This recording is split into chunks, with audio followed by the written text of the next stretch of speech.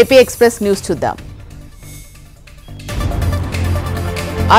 Araku MP Tanujarani కేంద్ర మంత్రి అశ్విని వైష్ణవ్తో భేటీ అయ్యారు. అరకులోయ రిక్వెస్ట్ స్టేజ్ వద్ద మినీ రైల్వే స్టేషన్ మంజూరు చేయాలని కోరారు. అందుకు కేంద్ర మంత్రి అంగీకరించారు. మినీ రైల్వే స్టేషన్తో పాటు రాయగఢ్లో అరకు స్టేషన్ విలీనం చేసే ప్రతిపాదనపై పునరాలోచించాలని కేంద్ర మంత్రికి విజ్ఞప్తి చేశారు తనుజారాణి.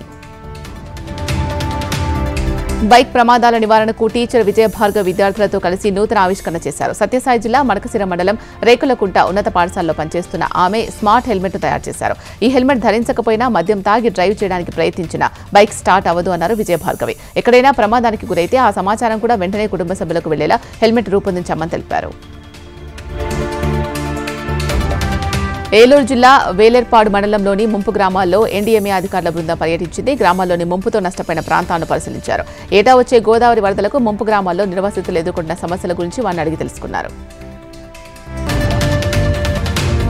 నెల్లూరు జిల్లా ఆత్మకూరులో గంజాయి విక్రయదారులను పోలీసులు అరెస్ట్ చేశారు. 4 వ్యక్తులను అదుపులోకి తీసుకున్న పోలీసులు ఏఎస్పేటలో సయ్యద్ అబ్దుల్ మీరా అనే వ్యక్తి దగ్గర నిందితులు గంజాయి కొనుగోలు చేసినట్లుగా గుర్తించారు. నిందితులు ఇచ్చిన సమాచారంతో అబ్దుల్ మీరా మొహిద్దీన్ ఇంటికి వెళ్లిన పోలీసులు 13 గంజాయి ప్యాకెట్లను సీజ్ చేసి అతన్ని కూడా అదుపులోకి తీసుకున్నారు. పట్టుబడిన గంజాయి విలువ దాదాపు ₹1,00,000 ఉంటుందని పోలీసులు తెలిపారు.